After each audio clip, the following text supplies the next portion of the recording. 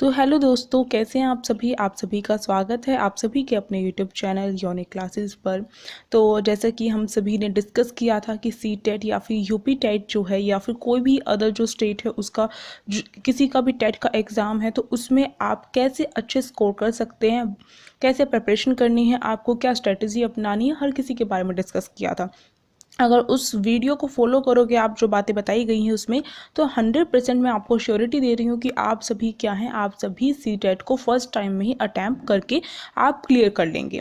या फिर आपका सी टेट क्लियर नहीं हो रहा है तो कोई ना कोई चूक कर रहे होगे, तो उस गलती को सुधारने के लिए आपको वो वीडियो देखनी है और उसमें जो भी बातें बताई गई उसे फॉलो करना है। अब यहाँ पर हम सभी आपके लिए लेकर आए हैं हम आपके लिए लेकर आए हैं सी टेट की जो सिलेबस है, यानी कि पेपर 2 का एसएसटी का जो सिलेबस है। बहुत कन्फ्यूज़न रहती है कि क्या पढ़ना चाहिए और क्या नहीं पढ़ना चाहिए। पर सी टेट में जो सीबीएसई सी टेट का एग्ज़ाम लेती है, सेंटर उस पे होता है, तो उसमें जो सिलेबस है वो रिलीज़ भी कर रही है अपना। पर उस सिलेबस के अंदर भी क्या टॉपिक हमें कवर करने हैं और क्या नहीं करने हैं, इसमें कन्फ्यूज़न रहती है। तो आप सभी को कन्फ्यूज़न की कोई बात नहीं रखनी है। आप सभी का सी टेट जो है क्लियर करवाने की अब जिम्मेदारी हमने उठा ली है। तो आप सभी फटाफट हमारे चैनल को कर दीजिए सब्सक्राइब, क्योंकि अगर आपने देखी हो वीडियोस, नहीं देखी है तो आप देखिए। हमने DSSB की भी तैयारी करवाई थी और रिस्पांस बच्चों का काफ़ी ज़्यादा अच्छा रहा है। तो आप सभी उनका रिव्यू भी देख सकते हैं और टेलीग्राम ग्रुप ज्वाइन कर लीजिएगा, उसमें उनका रिव्यू भी बताया गया है। बहुत सारे टॉपिक हमारे DSSB के सेम होते हैं तो उन्हें भी देख सकते हो आप। तो अब स्टार्टिंग से तैयारी करवाई जाएगी, तो सी टेट का सिलेबस देख लेते हैं फटाफट, क्या क्या चीज़ें हमें करनी है, किस तरीके से करना है। हिस्ट्री की बात की जाए तो हिस्ट्री में किस तरीके से काले विभाजन वगैरह हुआ, उसके बाद कैसे कैसे जो सभ्यता है, जो नगर हैं वो बसे हैं, क्या क्या विचारधाराएं रही हैं, इसके चलते चलते हम पूरा जो है अपनी हिस्ट्री जो है कवर करेंगे 1947 की स्वतंत्रता तक। तो वो सारी चीज़ें कवर करनी है और उसमें काफ़ी लेंथी सिलेबस अगर कहा जाए तो आपका सी टेट का सबसे लेंथी पोर्शन ही कहा जाए तो वो है हिस्ट्री। इसमें जो हम क्वेश्चन करने वाले हैं, यानी कि जो हम अपना सिलेबस कवर करेंगे कैसे करेंगे, जैसे DSSB का किया था उसमें हमने पहले टॉपिक किया था फिर एमसीक्यूज़ किए थे। इसी तरीके से सीटेट में भी हम एमसीक्यूज़ करेंगे। बस इसमें एक छोटा सा बदलाव करके मैं आप सभी के लिए, वो बदलाव बहुत अच्छा होगा। उसमें मैं आप सभी के लिए क्या करूँगी, जो प्रीवियस ईयर में सीटेट में या फिर यूपी टेट जो रीट है, इन सब में जो भी क्वेश्चन आए हैं जो इन टॉपिक से रिलेटेड है उनको उठा कर लाऊंगी और आप सभी को उनसे क्वेश्चन को, यानी टॉपिक वाइज रिलेटेड जो भी क्वेश्चन पहले पूछे गए हैं उन्हें हम कवर करेंगे। तो ये बहुत इम्पॉर्टेंट हो जाता है। तो बात की जाए सिलेबस की, तो सबसे पहला जो इसमें हमें करना है, कब, कहाँ और कैसे। यानी कि हिस्ट्री में जो हमारी तिथियां हैं उनकी लेखन पद्धति के बारे में देखना है, किस प्रकार से जो हमें पता चलता है। यानी कि जो हिस्ट्री, ऐसे हिस्ट्री तो बना नहीं जाती। आज जो एक दिन बीता तो उसे, वो जो दिन है वो हिस्ट्री में गिना जाता है, पर हर दिन को हम हिस्ट्री में नहीं गिनेंगे। और जो हिस्ट्री है उसमें उसे पाने के कौन कौन से सोर्स है, कौन कौन से स्रोत हैं, वो कौन कौन सी चीज़ें हैं वो देखेंगे, जिसमें अभिलेख वगैरह आ जाते हैं आपके। इसके साथ साथ काफ़ी सारी चीज़ें आ जाती हैं वो देखेंगे। काल विभाजन देखना होगा इसके अंदर हमें। औपनिवेशिक जो भारत है उसके बारे में जो जानकारी के स्रोत रहे हैं वो कौन से, यानी कि हिस्ट्री जो हमारी स्टार्टिंग से लेकर लास्ट तक की जो भी हिस्ट्री हम मेनली पढ़ते हैं उसके स्रोत कौन कौन से रहे हैं वो हमें देखने हैं इस चैप्टर के अंतर्गत। इसके साथ साथ जो प्रारंभिक समाज है उसे देखना होगा हमें, और जो ये समाज है किस तरीके से विभाजित है, काल विभाजन किस तरीके से हो चुका है इनका, इनके बारे में देखेंगे हम। फिर हमें पढ़ना पड़ेगा आरंभिक नगर, यानी कि जो नगर है आपका, उसमें जो हड़प्पा सभ्यता है उसके बारे में हमें पढ़ना है बेसिकली। और दूसरा हमें वैदिक संस्कृति के बारे में पढ़ना है। वैदिक संस्कृति जिसे आर्य सभ्यता भी कहा जाता है उसके बारे में पढ़ना होगा। इसमें हमें कुछ जो कहाँ से मिलती है वैदिक संस्कृति, उसके स्रोत वगैरह देखने होंगे, विशेषता देखनी होगी, सामाजिक स्थिति कैसी थी, धार्मिक स्थिति कैसी थी उस समय की, ये सारी चीज़ें देखनी होंगी। ठीक है। इसके बाद जो नए विचार हैं वो देखने होंगे, यानी कि जैन धर्म, जो बुद्ध धर्म है उसका प्रसार होना शुरू हो गया था, तो उनके द्वारा जो विचारधाराएं थी वो निकलनी शुरू हो गई थी, तो वो देखने हैं, उनके सिद्धांत वगैरह देखने हैं। तो ये इसके अंतर्गत आ जाता है आपका।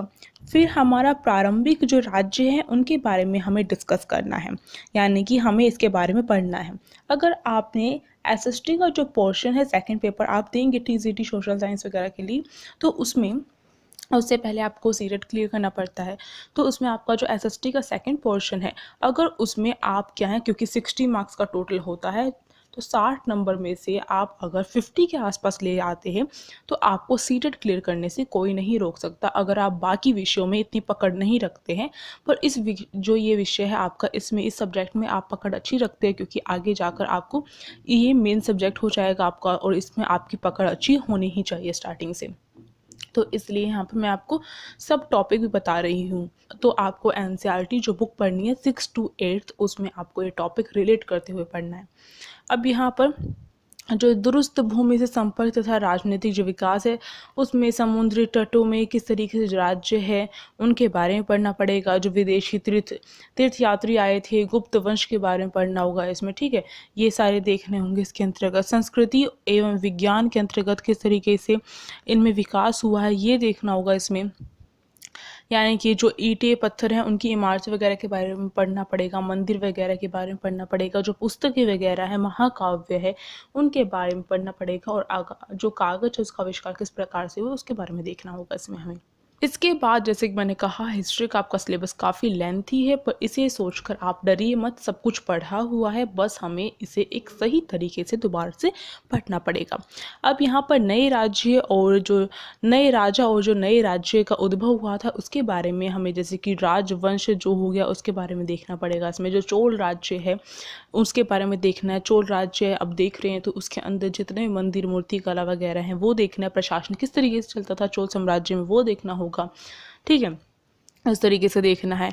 उसके बाद हमें आगे बढ़ते हैं, जब हम आगे बढ़ेंगे तो चोल साम्राज्य के बाद गुलाम वंश, खिलजी वंश, तुगलक वंश हो गया, सेहद वंश, लोदी वंश, इन सब के बारे में, खिलजी हो गया, इन सब के प्रशासन के बारे में पढ़ना है। इन सब के टाइम पर क्या क्या इन्होंने उपलब्धियां हासिल की उनके बारे में पढ़ना है। इसके साथ साथ वस्तुकला कौन सी थी उस टाइम पर, इनके बारे में पढ़ना है, ठीक है। फिर इसके बाद हम अगर आगे बढ़ें अपने इस पॉइंट पर, यानी कि जो नए साम्राज्य का निर्माण है उसमें हमें मुग़ल साम्राज्य के बारे में पढ़ना है। तो मुग़ल साम्राज्य में हमें बाबर, हुमायूं, शेरशाह सूरी, अकबर हो गया, जहांगीर, शाहजहां, औरंगजेब, मनसबदार, इन सब के बारे में पढ़ना है। तो ये सारे के सारे मुग़ल साम्राज्य के अंतर्गत आते हैं, और इस मुग़ल साम्राज्य की विशेषताएं वगैरह हो गई वो देखनी पड़ेगी, और इनमें से जो किसकी क्या संस्कृति थी, क्या वहाँ पर क्या स्थापत्य कला रही है, हर किसी मतलब विशेषता देखनी पड़ेगी मुग़ल साम्राज्य की। फिर इसके बाद जो सामाजिक परिवर्तन हो रहा है उसमें, जैसे कि किस तरीके से जो गांव से शहर तब्दील हो रहे हैं, व्यापार में बढ़ोतरी हो रही है, शिल्प में परिवर्तन हो रहा है, ठीक है।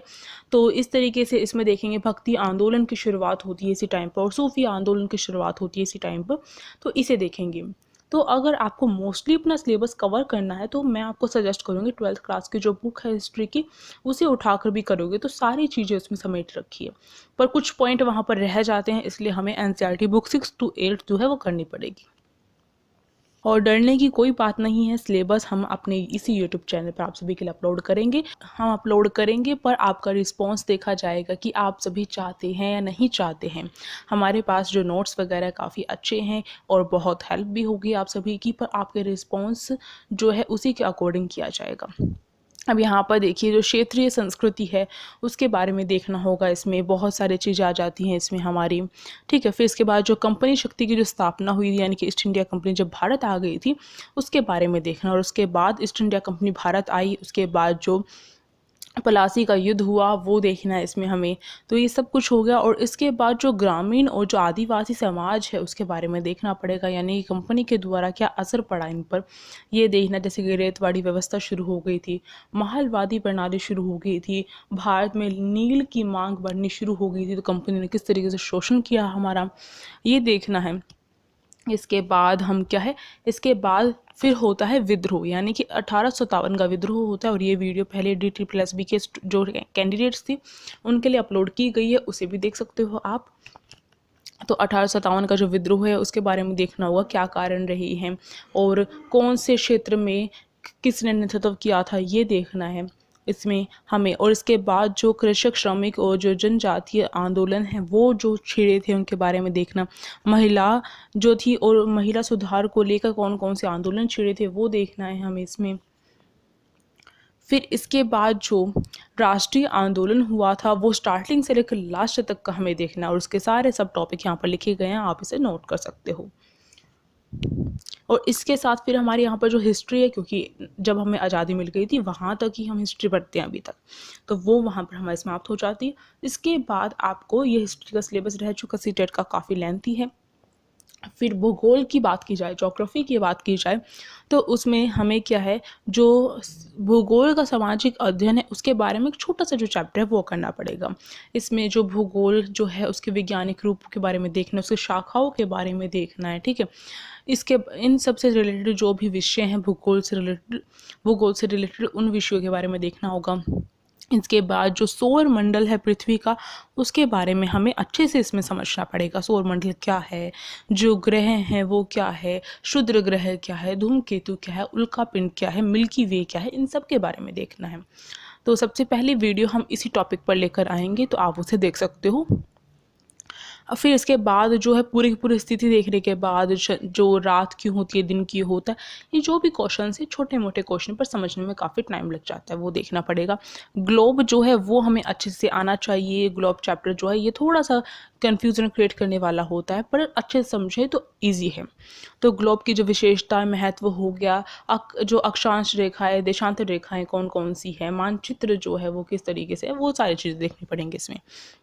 फिर वायुमंडल के बारे में पूरा का पूरा है।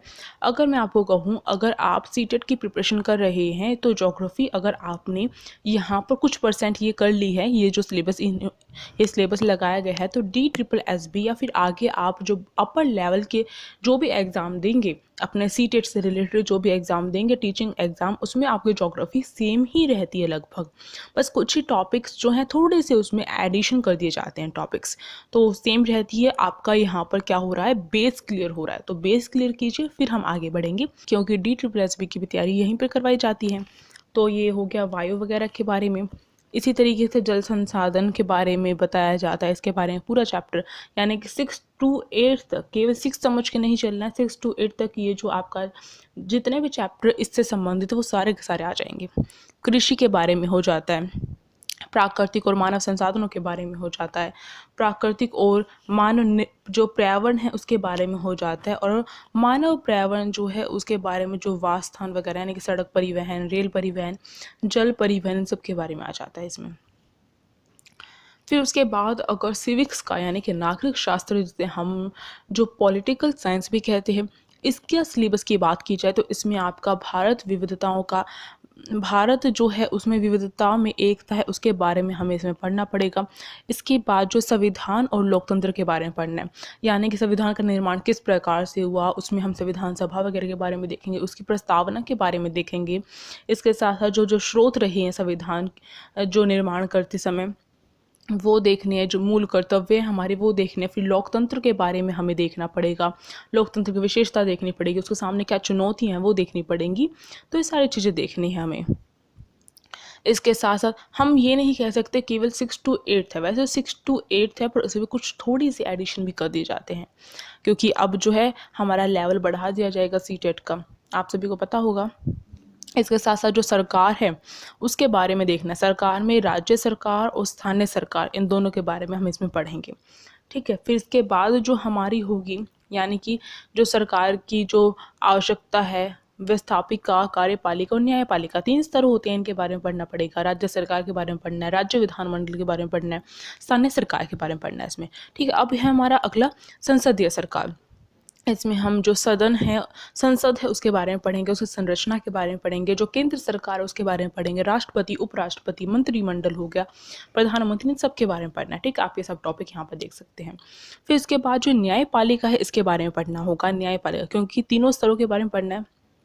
तो न्यायपालिका की संरचना हो गई, ठीक है। सर्वोच्च न्यायालय के बारे में देखना पड़ेगा, न्यायाधीशों पर जो प्रतिबंध लगते हैं, जो उच्च न्यायालय, अधीनस्थ न्यायालय हैं, सबके बारे में पढ़ना, ठीक है। इसके बाद हमारा जीविका निर्वहन जो है उसके बारे में हमें पढ़ना पड़ेगा, ठीक है। ये भी एक टॉपिक हमारे NCERT में। फिर इसके बाद जो सामाजिक न्याय एवं जो हाशियकरण, जो लिंग भेद हो रहा है, तो उसके बारे में देखना है यहाँ पर। फिर मीडिया की जो समझ है उसके बारे में देखना पड़ेगा, मीडिया, जनसंचार और प्रिंट माध्यम के बारे में, ठीक है इसमें। इसके साथ सिविक्स का सिलेबस यहाँ पर कवर। इसके साथ साथ हम केवल ये 3 जो हमारे सब्जेक्ट्स हैं, इसके साथ साथ हमें क्या करना पड़ेगा, शिक्षा शास्त्र, यानी कि जो टीचिंग के लिए जो शिक्षा शास्त्र है वो हमें आना चाहिए, वो भी हमें इसमें 60 नंबर में ही इंक्लूड हो जाता है। ठीक है, तो इसमें जो टॉपिक्स हैं आपके इस तरीके से है कि सामाजिक अध्ययन या फिर जो सामाजिक विज्ञान की अवधारणाएं प्रकृति है उसके बारे में। ठीक है, ये आप सब टॉपिक यहाँ पर देख सकते हैं, नोट कर सकते हैं। कक्षा हो गई उसके बारे में देखना पड़ेगा इसमें। ठीक है, कक्षा का अर्थ, उद्देश्य, प्रक्रिया वगैरह हो गए, उसके उपागम वगैरह हो गए। ठीक है, ये सब कुछ आ जाएगा। आलोचनात्मक चिंतन का जो विकास है वो देखना पड़ेगा। ठीक है, ब्लूम का वर्गीकरण इसी में आ जाएगा आपका। और पूछताछ या फिर साक्ष्य के जो पूछताछ हो गया या फिर अनुभवजन्य जो साक्ष्य है उनके बारे में जो है वो चैप्टर इसमें है आपका इंक्लूड। इसके साथ साथ जो सामाजिक अध्ययन हो गया उसके बारे में, और या फिर ये कहा जा सकता है जो सामाजिक अध्ययन है या फिर शिक्षण है उसमें क्या समस्याएं उत्पन्न होती है वो इसके अंदर आ जाएगा आपका। ठीक है, स्रोत वगैरह हो गए आपके, प्राथमिक और द्वितीयक जो स्रोत हैं वो इसमें आ जाएगा आपका। फिर परियोजना कार्य जो है उसको लेकर आ जाएगा, और फिर मूल्यांकन जो है, मूल्यांकन क्या होता है, ठीक है, इसको लेकर आ जाएगा। अच्छा मूल्यांकन उसकी क्या क्या विशेषताएं हैं। तो इसमें जो है आपको कॉन्सेप्ट क्लियर करना है। शिक्षा शास्त्र में आपको कैसे भी घुमा फिरा के पूछा जा सकता है, किसी का एग्जाम्पल लेकर, एक विद्यालय में ये छात्र है उसने ये गलती कर दी, फिर इस तरीके से आपसे पूछा जा सकता है। तो इस तरीके से हमारा 60 नंबर का जो सीटेट का एसएसटी वाला पेपर है उसमें सेकंड वाला जो पेपर है आपका 60 नंबर का, वो यहाँ पर आपका इस तरीके से इस सिलेबस के अकॉर्डिंग कवर हो जाएगा। तो इसके साथ ही आपका यहाँ पर ये जो पूरा का पूरा था हमने देखा यहाँ पर अभी, ये आपका कवर कर देगा आपके 60 नंबर। और हम जो है इसकी प्रिपरेशन करेंगे साथ मिलकर, तो इसलिए चैनल को कर लीजिए सब्सक्राइब। और अगर वीडियो अच्छी लगी तो लाइक कर दो, शेयर करो ज़्यादा से ज़्यादा, क्योंकि रिस्पॉन्स आपका अच्छा होना चाहिए। और कमेंट करके बताइए कैसी लगी। हम मिलेंगे जल्द ही, तो तब तक के लिए take care, bye bye, thank you so much.